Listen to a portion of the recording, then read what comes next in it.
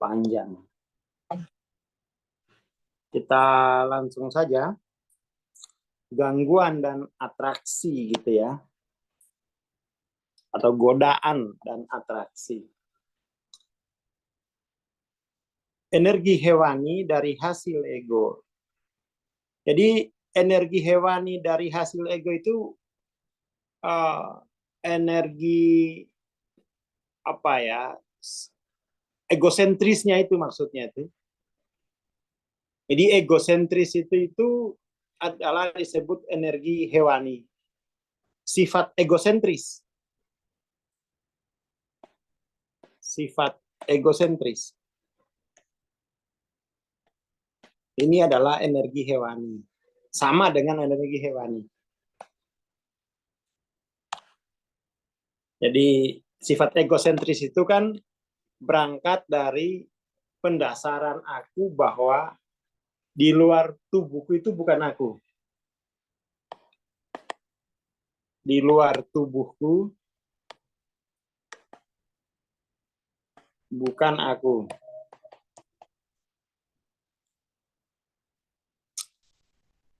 Jadi energi hewani dari hasil ego dalam fokus di mana energi psikis diarahkan dan demikian menjadi emosional. Isi mental emosional kemudian menarik perhatian dan menjadi menyebar sendiri. Hasilnya adalah ketertarikan dan keengganan serta pengalihan yang akhirnya mengarah pada jebakan sebagai perilaku rutin yang dengan kateksis energi apa ini ya dan minat mendapatkan kepentingan dan akhirnya menjadi tingkat perilaku dominan perasaan dan pemikiran. Jadi egosentris ini kemudian tuh menjadi pembiasaan itu ya. Cuma kan sekarang energi egosentris ini makin kuat lagi ketika ada gadget gitu ya.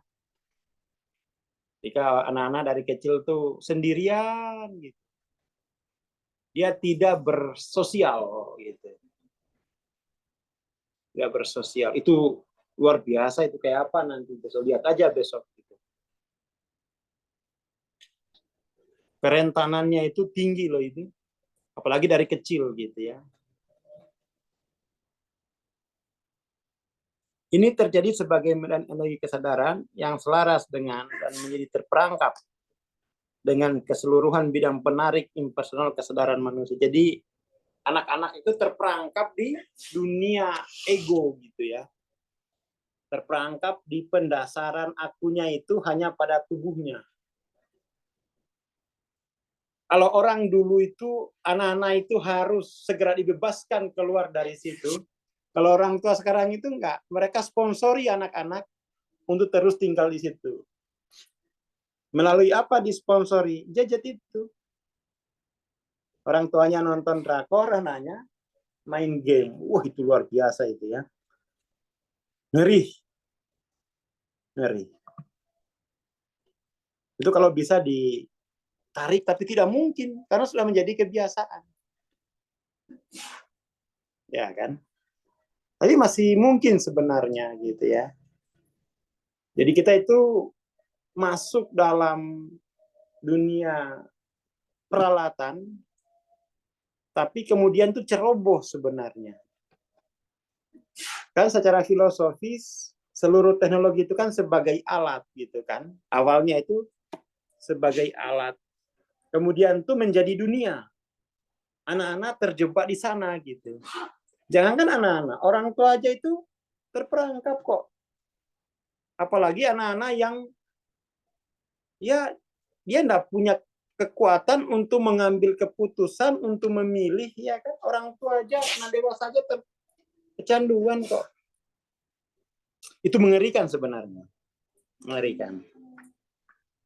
Jadi ini apa orang tua ya, itu dipikirkan tuh gimana recovery-nya gitu ya.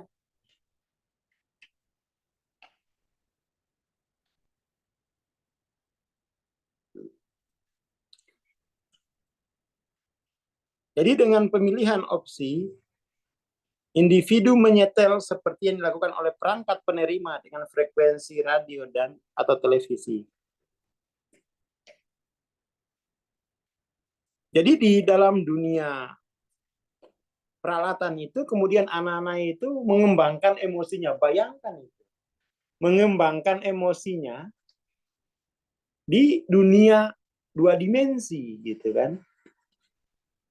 Di screen. Ini bukan aku nakutin loh, tapi itu harus diwaspadai.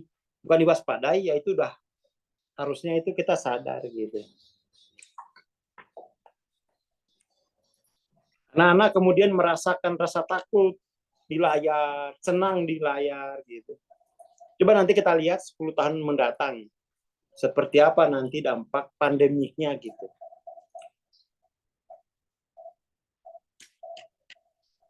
Setiap tingkat kesadaran mempengaruhi persepsi, mempengaruhi sikap dan posisi yang menyertainya.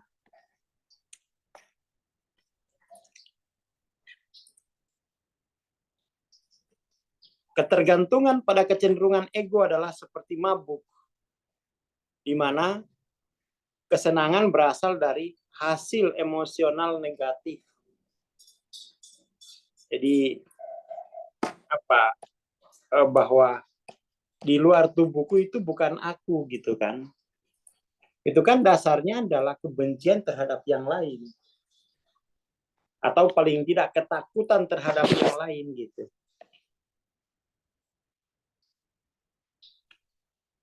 Dengan demikian, posisi negatif cenderung menjadi kebiasaan yang melanggengkan diri yang mirip dengan kecanduan. Berdasarkan anggapan dan godaan batin yang menggoda dari kepuasan naluri dasar hewan. Jadi hanya menggunakan insting ya, kan insting dia. Insting. Itu kalau di otak naluri hewani ini maksudnya itu amigdala. Amigdala. Di otak itu kan ada namanya amigdala. Perilaku kecanduan itu ada di amigdala ini kan. Kebiasaan emosional itu ada di amigdala. Amigdala yang terlalu aktif itu kemudian tuh menyerap energi. Menyerap energi otak yang bagian neokorteks atau prefrontal cortex gitu. Bagian otak yang atau platform biologis daripada kesadaran diri gitu. Itu orang tua harus tahu itu. Jadi sejak kecil anak-anak itu amigdalanya itu di training sama orang tuanya untuk hiperaktif. Ya kan? Jadi kesenangan itu pusatnya kan di amigdala. Ya kan? Pusatnya di amigdala. Kok tahu Bang? Ya pernah belajar lah.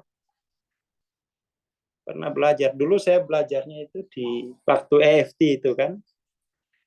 Itu kan kemudian kita melihat apa platform biologi dari perilaku kecanduan. Amigdala. Platform biologisnya itu amigdala. Makanya kemudian tuh kebanyakan bagaimana bisa menipu amigdala gitu kan. Tapping itu bisa mempengaruhi amigdala, bisa menurunkan kerja amigdala, dan tapping itu secara sadar, kalau tapping sendiri, itu meningkatkan kerja prefrontal cortex. Makanya kalau kita tapping itu, gelombang otak itu akan turun gitu. Karena memang ketika kita niat tapping, kesadaran prefrontal itu meningkat kerjanya. Meningkat.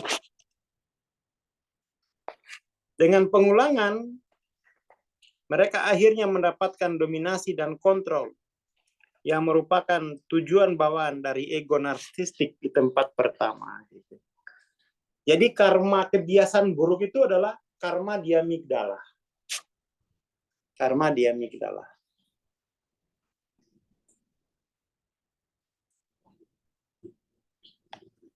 Bentar ya. kita liatin bagaimana sih cara kerja spiritual itu. Kita kasih model baru yang baru dibikin tadi.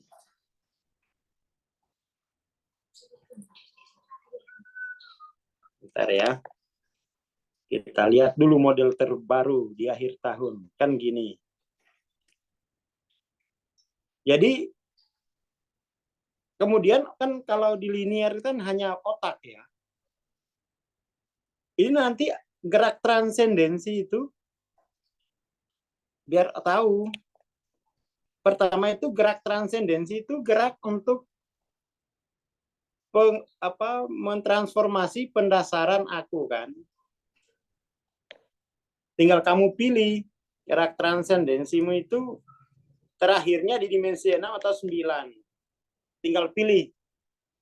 Kalau 6 itu menjadi manusia seutuhnya. Kalau 9 itu menjadi hamba. Katakan seutuhnya. 9 atau 10 lah ya. Hamba seutuhnya. Ini kamu harus tetapkan transendensimu itu sampai mana. Karena setelah transendensi itu, kamu nanti akan melakukan pekerjaan pelarutan dan peragaan. Pendasaran yang baru. Pelarutan ini mungkin unlearning. Ini relearning. Tapi kita pakai bahasa kita aja lah ya. Jadi kamu arah transendensinya itu harus di stop. Harus saya stop itu. Kamu mendingan manusia seutuhnya dulu, lalu bekerja dari situ gitu. Lalu pelarutan apa? Pelarutan pendasarannya. Pelarutan aku yang pendasarannya linier di sini. Makanya nanti anak-anak yang anak-anak yang kuat pendasarannya itu karena jejet itu pelarutannya itu sulit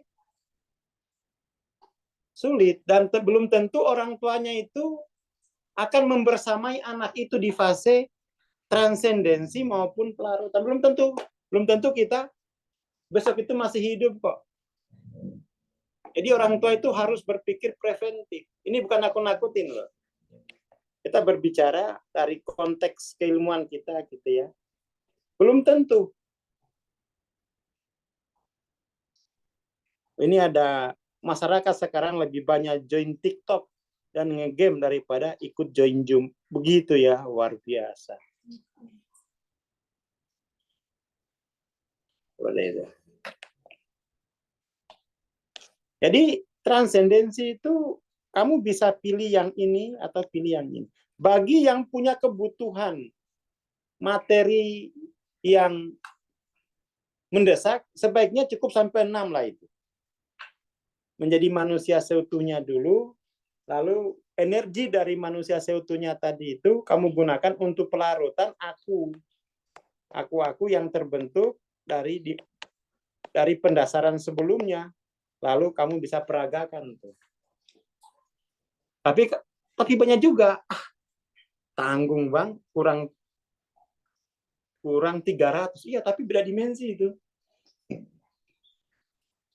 Mau jadi hamba aja lah aku bang. Iya hamba, tapi hamba yang dari golongan manusia gitu. Peragaannya ke bawah. Jadi tidak cukup itu hanya gerak transendensi. Yang bisa kita bersama itu kan ini ya. Itu bisa bersama. Pelarutan peragaan itu kamu kerjakan sendiri. Ya tentu masih kan ada grup-grupnya kan, masih kayak grup Kauru Jiwo itu ya itu kamu bisa bertanya di situ. Khawatirnya itu orang kemudian salah paham. Setelah transendensi ada pekerjaan peragaannya atau pelarutan dari pendasaran aku yang lama yang muncul kan. Seperti itu.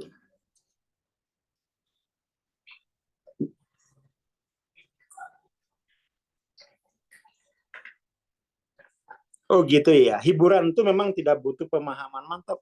Makin cerdas Mas Imam ini. Sementara belajar itu butuh pemahaman, butuh logistik. Kalau perlu tuh butuh susu beruang untuk nambah oksigen di otak. Gitu. Memang berat itu mengembangkan neokortex itu. Lebih baik tinggal ulangi saja amigdala itu. Kan sudah ada arahnya itu kan. Oke. Jadi pekerjaan spiritual tuh ini loh. Transendensi.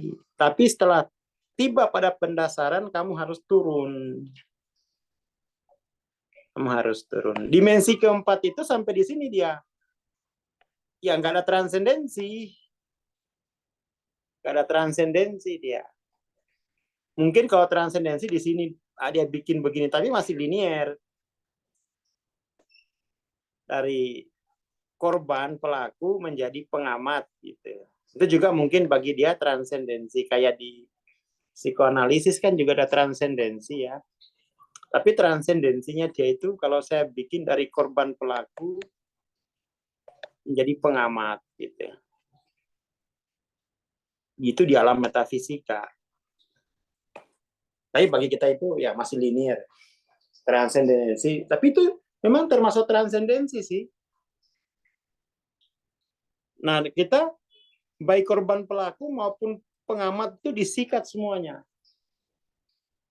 Karena akan pendasarannya di non-linear. Ini suluk advance. Suluk yang advance itu transendensi dan pelarutan peragaan. Dan itu harus kamu kerjakan sendiri. Nantilah kita bahas di Kawru Jiwo gitu ya. Kita udah punya grup, pesertanya itu udah banyak, 100 lebih. Siap memulai fase pelarutan untuk pelarutan dan peragaan. Itu pekerjaan spiritual gitu ya. Godaannya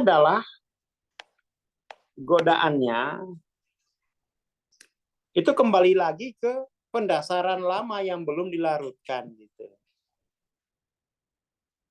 Godaannya itu kurang kemawasan pada pendasaran baru. Itu godaan dan itu ya bagian dari karma lah itu ya.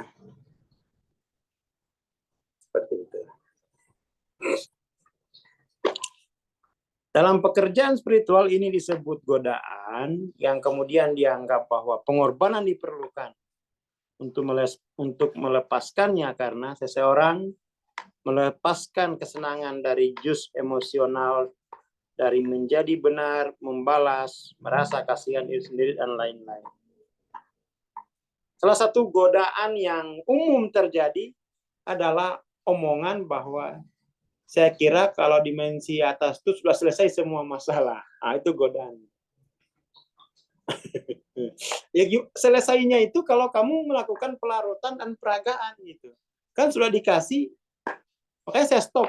Sebenarnya itu stop ya. Waktunya pelarutan dan peragaan.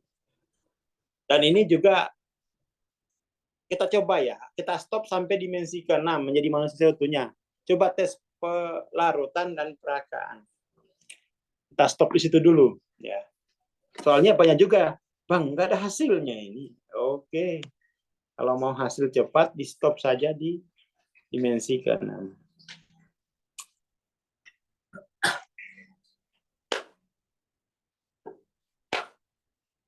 Itu yang kawru jiwa itu khusus.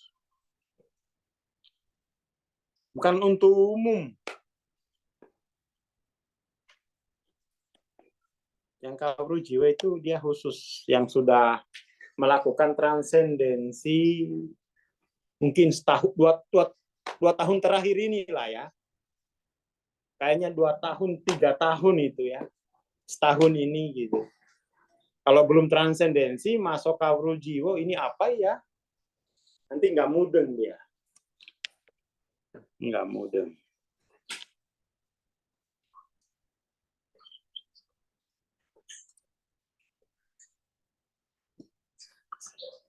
Khususon ilharuhi. Oh, sih Mas Imam.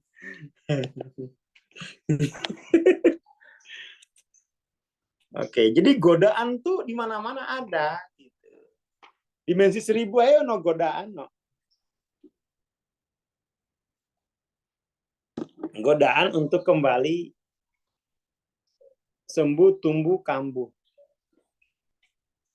Makanya dia geraknya itu harus pelarutan terus-menerus. Jadi ini yang unbika proses untuk pelarutan terus-menerus, pelarutan terus-menerus. Sehingga kemudian tuh dampak dari pendasaran barumu itu, ya dampaknya itu adalah dari tubuh sampai planet. Peraganya itu, ini baru.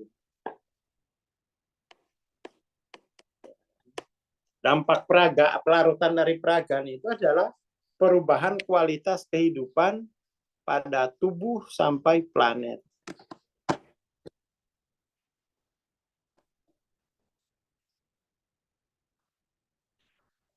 Melarutkan itu artinya merekontekstualisasi pendasaran-pendasaran lama, kecenderungan-kecenderungan lama, lalu memperbaikinya gitu. Nah, itu namanya melarutkan dan memperagakan konteks nonlinearnya gitu. Seperti itu. Itu kalau jadi kalau nggak menjalani sesi transendensi nggak ngerti dia itu. Nggak ngerti. Karena ini kan dia harus jadi sesi transendensi itu aslinya itu sesi di mana kita diberi kekayaan pengalaman bahwa jiwa itu transenden gitu. Itu kan diberi pengalaman yang banyak dulu. Sehingga dia kemudian tuh punya dari pengalamannya itu tumbuh kesadaran transendennya kan. Dari kesadaran transenden itu dia kemudian bisa merekontekstualisasi. Kalau tanpa ada pengalaman langsung disuruh kamu transenden, itu kan nggak bisa kayak gitu. Pekerjaan spiritual itu harus berbasis pengalamannya sendiri. Semakin kaya, makanya pengalaman transendensi selama 3, 2 atau 1 tahun itu udah cukup itu sebagai dasar bahwa oh iya memang jiwaku itu transenden kok, saya alami dalam sesi transendensi, batuk-batuk jadi sembuh, ya kan, potensi jiwanya tahu keluar gitu. Tapi kalau belum transendensi gimana itu maksudnya? Pengalaman hidup yang hampir bunuh diri gitu ya.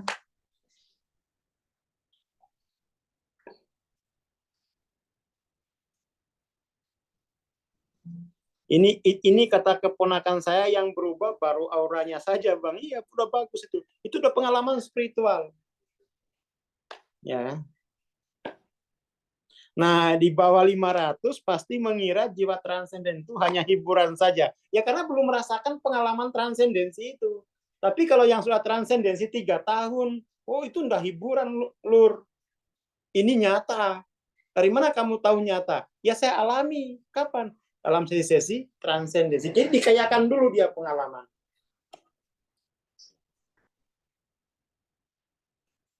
Ya, iya. Jadi pengalaman transendensi harus banyak dan sering melihat perubahan-perubahan yang radikal gitu ya pada tubuh ketika jiwa itu tersadari bahwa dia transenden gitu.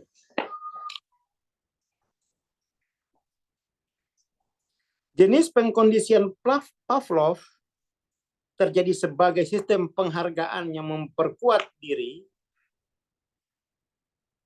Penguatan itu berarti dia apa bahasa Inggrisnya? Enforcement ya.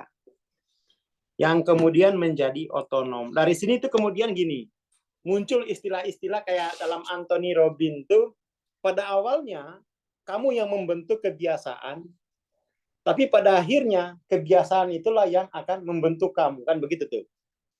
Ini maksudnya tuh dari pengkondisian Pavlov terjadi sebagai sistem penguatan yang kemudian menjadi otonom. Awalnya kamu yang membentuk kebiasaan, lalu kebiasaan-kebiasaan itulah yang membawa kamu kemana gitu.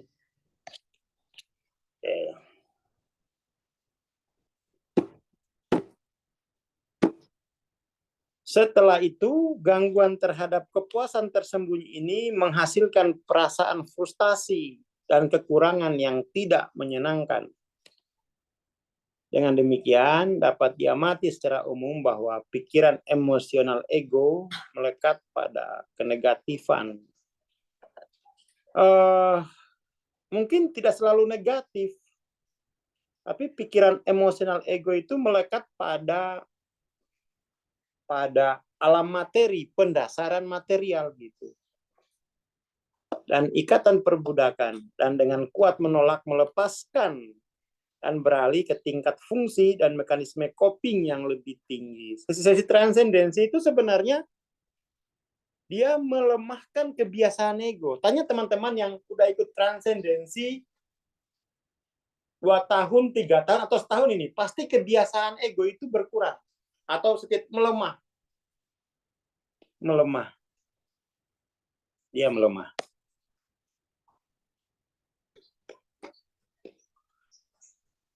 Setahun transendensi sudah bebas nggak minum obat ya. Jadi kebiasaan ego itu melemah dia, lepas. Itu tujuan transendensi.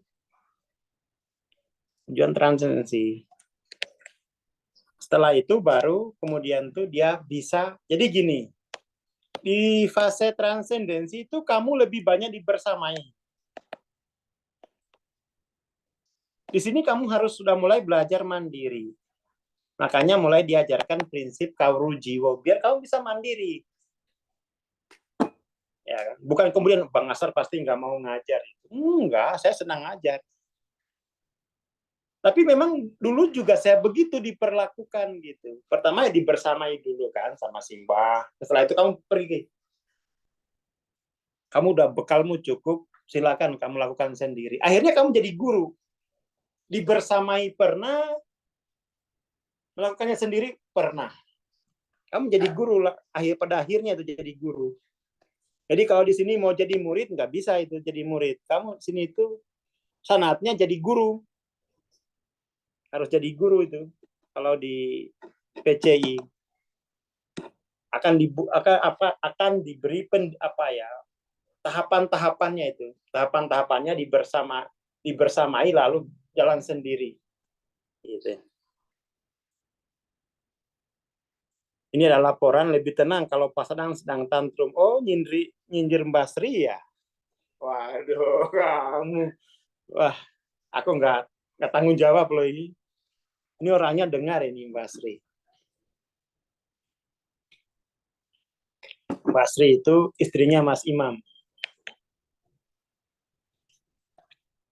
Ini godaan bagi Mbak Sri ini. Tapi insya Allah bisa dilampaui. Pokoknya yang nggak transendensi pasti kebiasaan egonya makin kuat. Itu udah pasti. Atau nggak berubah. Tapi kalau yang di transendensi itu kebiasaan ego itu lemah sekali. Karena sudah dipapari terus visi non-linier. Nah, ini istilahnya Bu Ari, harus jadi kru, enggak jadi penumpang terus, sip. Seperti itu. Ya, jadi itu perlu. Jadi kauru jiwa itu biar kamu jadi kru. Jangan aduh kita kok ditinggal Bang Aswan jadiin kru kok malah nyesal. Memang begitu pendidikannya itu. Ini kamu udah setara dokter nanti kalau selesai kauru jiwa itu ya. Harus ada fase begituan.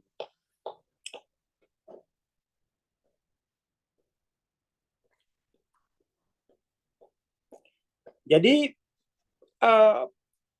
pikiran emosional ego itu melekat pada pendasaran alam tampak sebenarnya.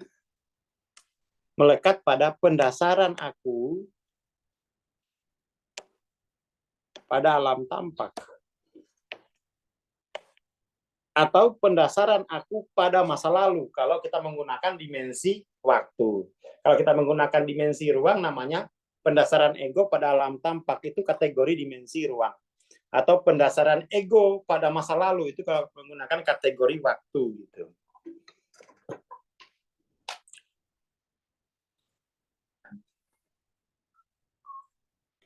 sebagai contoh.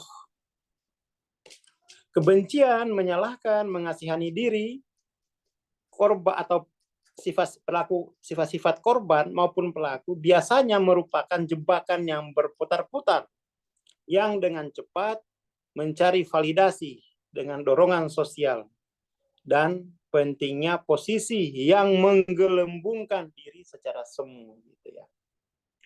Jadi emosi negatif itu, tapi sebenarnya tidak harus emosi negatif gitu. Karena pendasaran diri pada alam tampak itu tidak harus emosi negatif. Emosi negatif yang kita paham di sini itu kan kemarahan, kebencian gitu. Orang tidak merasa bahwa kecanduan itu emosi negatif gitu. Karena bagi dia menyenangkan kan, apanya yang negatif? Oh, menyenangkan kok. Seperti itu. Tidak jarang orang menghabiskan seumur hidup menyimpan dendam dengan pembenaran yang rumit, pemalsuan ingatan secara retrospektif, gitu ya. Wah, susah sekali bahasanya ini. Dan menipu diri terus-menerus.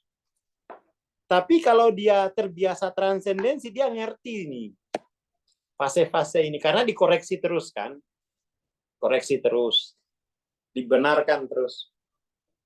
Apalagi dalam sisi transendensi itu orang harus megang asas nggak boleh transaksi, nggak boleh transaksi perasaan, nggak boleh transaksi nasib, ya kan, nggak boleh transaksi hasil di alam tampak atau di masa lalu.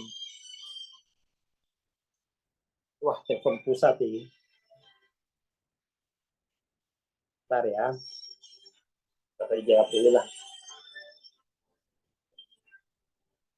Oke.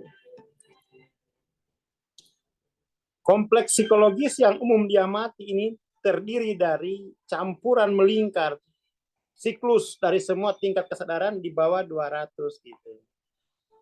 Jadi kompleksitas ini menjadi sangat bertahan dan kebal terhadap tantangan apapun. Apalagi keinginan untuk melepaskan atau menyerah. Lah itu harus ditransendensi dia. Akibatnya pengampunan, penerimaan, reason, dan cinta dipandang sebagai kebalikan dari tujuan batin yang dirahasiakan oleh ego gitu. Jadi kalau dimensi keempat itu dia, kalau dimensi ketiga kan selain tubuhku bukan aku kan, selain tubuhku bukan aku. Itu kan dimensi ketiga. Dimensi keempat, selain tubuhku juga aku. Selain tubuhku juga aku. Seperti itu.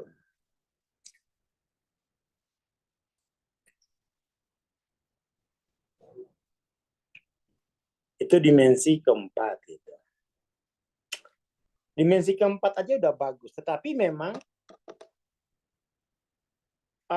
dimensi keempat ini hanya memberi nilai signifikansi ya. Ini para sarjana psikologi mungkin tahu apa makna bahwa dimensi keempat itu hanya memberi nilai signifikansi. Bukan dominasi gitu ya. Cinta yang dominasi. Signifikasi itu nilai pertambahan, gitu loh. Nilai pertambahan itu nilai signifikan. Ada pertambahan dari sebelumnya.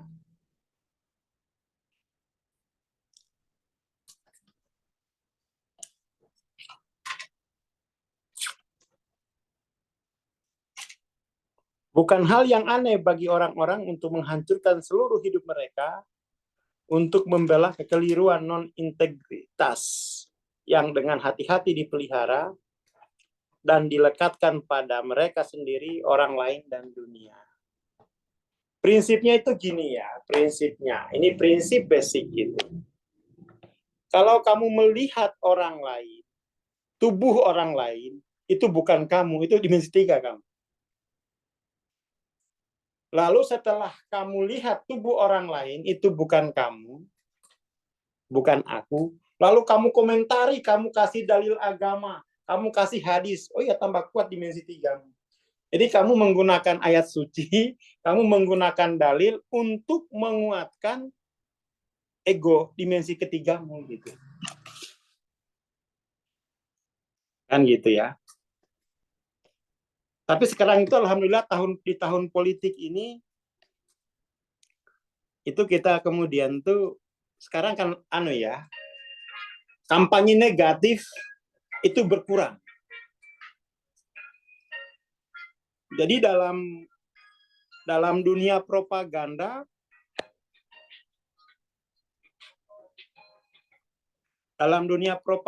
itu ada dua istilah kan, ada negatif campaign sama black campaign. Kalau negatif campaign itu misalnya gini, misalnya ya, dulu Mas Imam itu dulu ketahuan jual donat terigunya palsu. Dulu ada faktanya gitu. Karena Mas Imam mencalonkan diri jadi ketua RT, lawannya itu menggunakan fakta itu untuk kampanyenya gitu. Itu ada faktanya gitu ya. Itu namanya negatif campaign. Jadi mengambil sisi-sisi negatif yang merupakan fakta tentang Mas Imam dari masa lalu.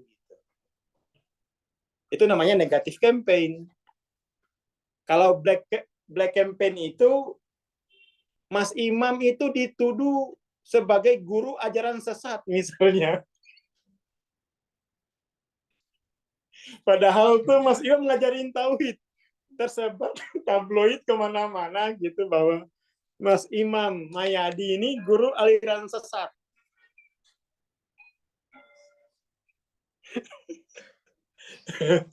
Ya, ya itu bedanya antara negatif campaign sama black campaign gitu. Terus muncul lagi tabloid bahwa Mas Imam itu punya istri simpanan di pantai selatan gitu misalnya. Tiap malam Jumat dia ke sana gitu. Itu black campaign gitu. Nggak ada faktanya tapi dibuat-buat gitu. Contoh black campaign itu kalau tahun lalu ya, sebelumnya itu misalnya Pak Jokowi itu apa gitu ya. Tiba-tiba menyebar tabloid itu black campaign. Karena apa? Ya kan, black campaign. Ini Mas Imam sudah dirasain di grup sebelah nyebarin agama baru.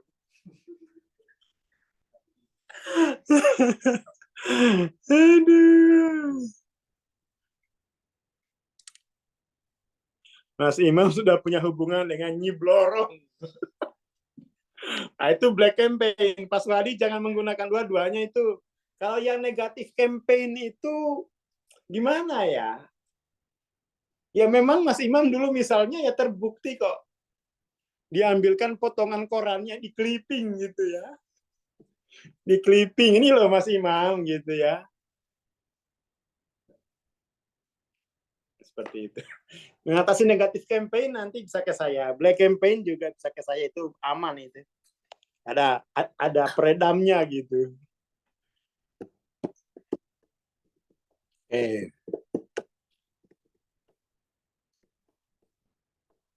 Jadi pada akhirnya tuh apa ya?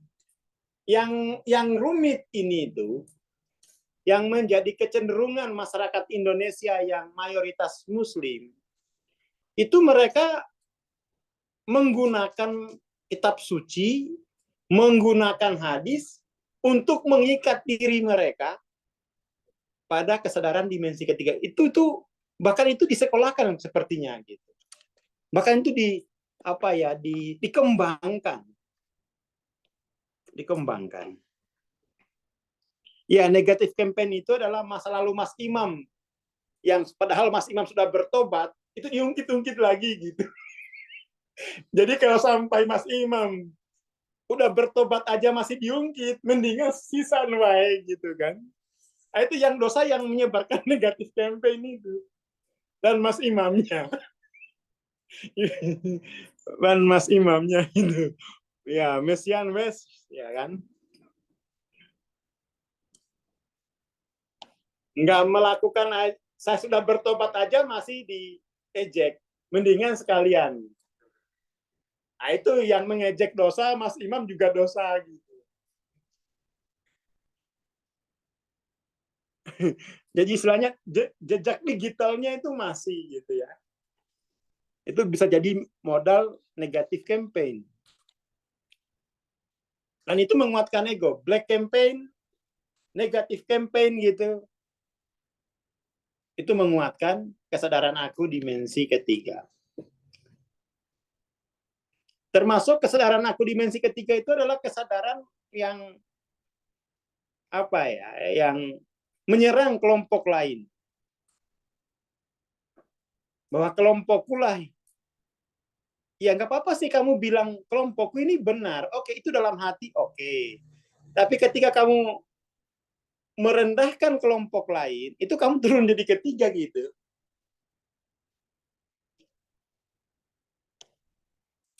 Seperti itu.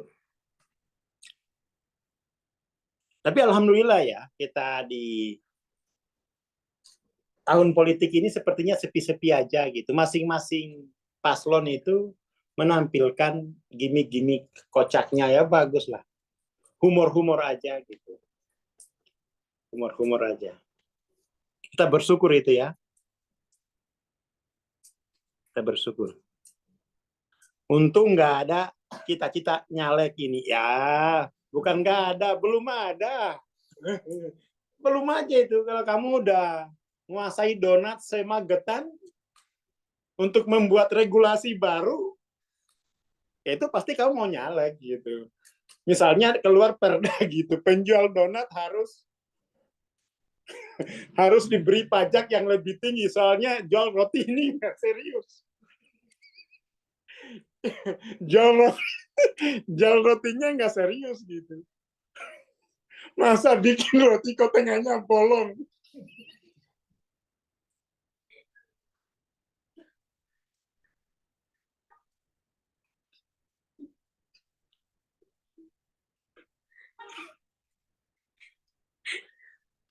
Aduh,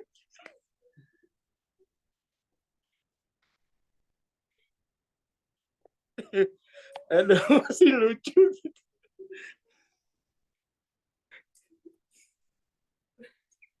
Nah iya, katanya kebutuhan.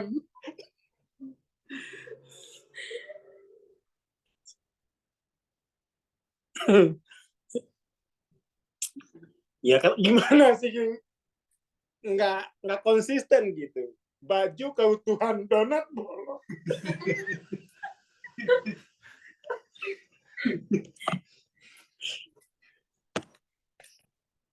Ya lalu dibikin perda bahwa ini penjual donat naikin pajaknya karena nggak serius promosi keutuhan, tapi jualan roti nggak utuh. Nah itu jadi Mas Imam pasti harus melawan kebijakan semacam itu. Namanya donat ya memang katokannya donat ya bolong tengahnya. Ini bukan soal utuh nggak utuh, ini katokan namanya. Wah itu bisa berdebat kamu.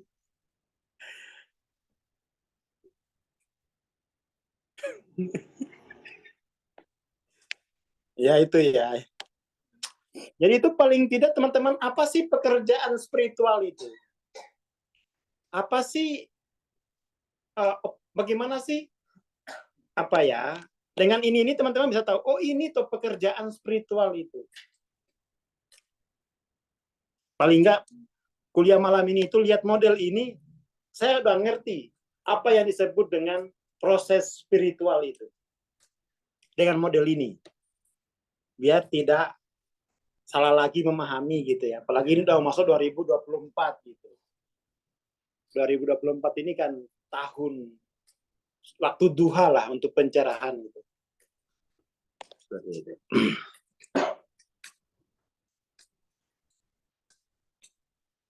Jadi ya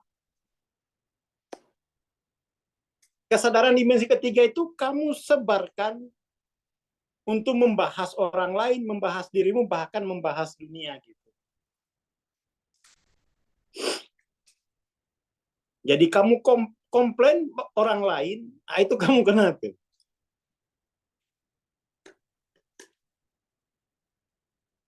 Mestinya kan kalau bahwa selain tubuhku itu juga diriku gitu.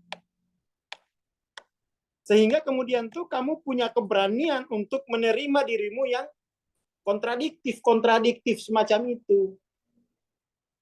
Ini kan beda dikit halal darahnya, beda dikit serang. Itu kan berarti sebenarnya ketidakmampuan dirinya untuk menerima sisi-sisi kontradiktif. Akhirnya dia serang gitu. Jadi dia serang. Dan itu dikatain dakwah, itu bukan dakwah itu. Itu destruktif. Ini menurut ilmu kesadaran ya. Nanti dia pakai hadis lagi. Dakwah itu ya. Enggak, ini dari perspektif ilmu kesadaran, bukan dari ilmu dari ilmu yang lain gitu.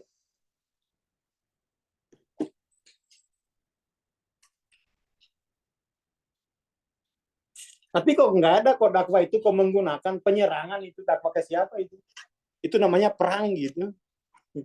Dakwah itu kan dengan diskusi, dengan pemahaman-pemahaman yang bersifat itu apa ya? Bainah kalau bahasa Qur'annya itu bersifat instingtif. Nah, itu.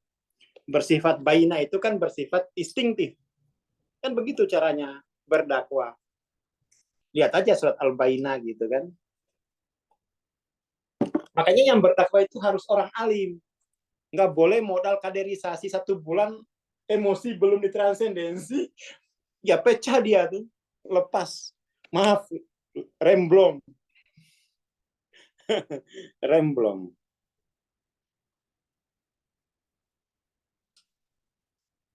Ya, modelnya mantap. Sip ya. Ini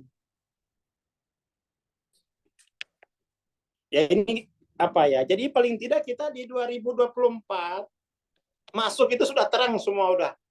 Ternyata saya selama ini nggak salah masuk grup, gitu kan. Soalnya saya pernah di WA Mas Iman, apa saya nggak salah masuk komunitas ini Bang? Waduh, ini gimana ini menjelaskannya ini? Ini kayaknya modal saya udah mau habis ini Bang. Wah, mulai habis ini nggak salah, tenang. Oke ya. Ya itulah.